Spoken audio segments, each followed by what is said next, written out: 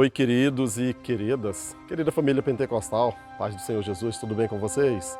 Veja bem, é só para deixar um recadinho bem breve, bem rápido para os irmãos. Nós estamos há pouquíssimos dias mesmo, de uma das mais importantes decisões que, como crentes e como cidadãos, a gente tem que tomar. Decidir pelo futuro do governo do nosso país.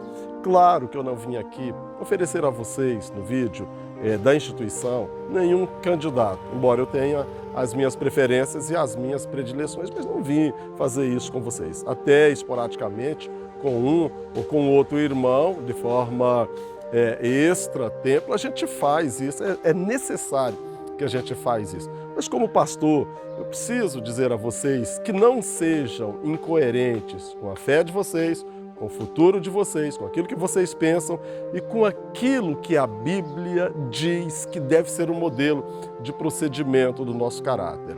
Não seria de bom alvitre, razoável, justo, equilibrado, não seria moderado eu viver de um jeito e me comportar de outro jeito, completamente diferente, a revelia daquilo que a Bíblia diz, desconsiderando tudo que a gente fala, tudo que a gente ensina.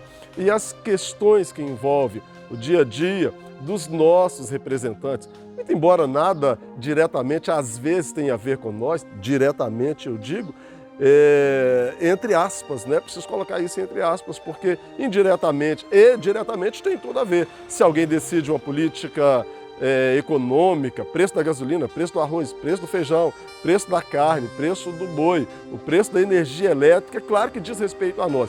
Mas se alguém interfere, por exemplo, na política educacional, como se comportam os nossos alunos na escola, os nossos filhos, os nossos mestres, os nossos professores, aqueles que dirão de que maneira, como será o desdobramento, a sociedade da próxima geração, como os nossos jovens se comportarão. Isso, claro, tem tudo a ver com nós.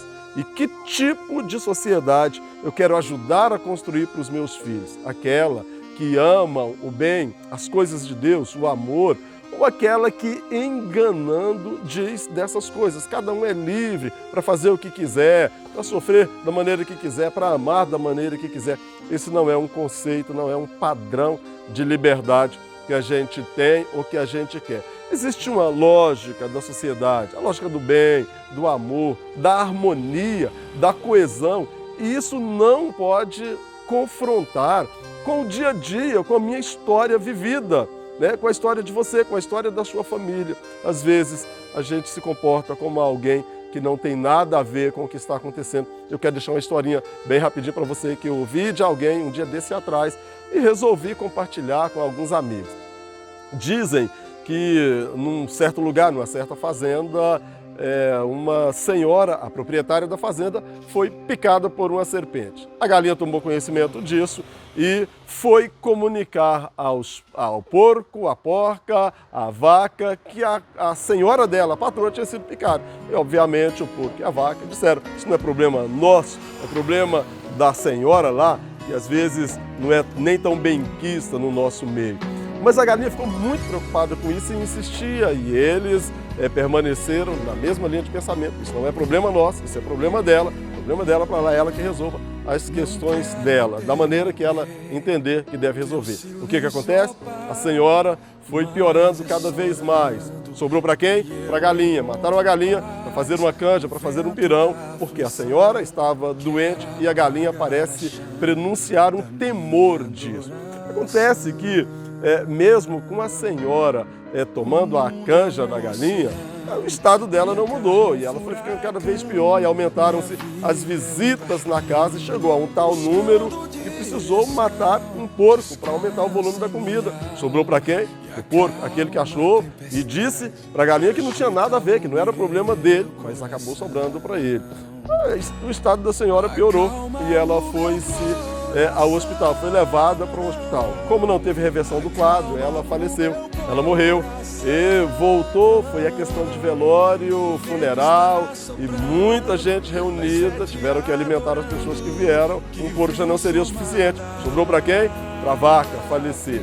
E da morte, nessa metáfora, né, da picada de uma serpente, de uma pessoa que não tinha nada a ver com o restante, sobrou para todo mundo. Às vezes é assim, você que não foi assaltado, você que não foi roubado ainda, você que não teve a sua casa invadida, a sua propriedade invadida, você que não levou um tiro ainda, ou não teve o seu filho vítima de uma violência qualquer, muito cuidado com as decisões que você vai tomar, porque você é crente, está se preparando para ir para o céu, mas você existe aqui nessa terra ainda, tem uma responsabilidade legal, precisa ter sua carteira de identidade, precisa tomar os seus cuidados, precisa pagar os seus tributos, os seus impostos, enfim, você é um cidadão. Se brasileiro, aqui no Brasil, se você me ouve como brasileiro, você é um cidadão brasileiro, não transfira responsabilidade sua e cuidado com aquilo que parece não ter nada a ver com você, porque pode ser que amanhã você não tenha o mesmo direito, você não tenha sequer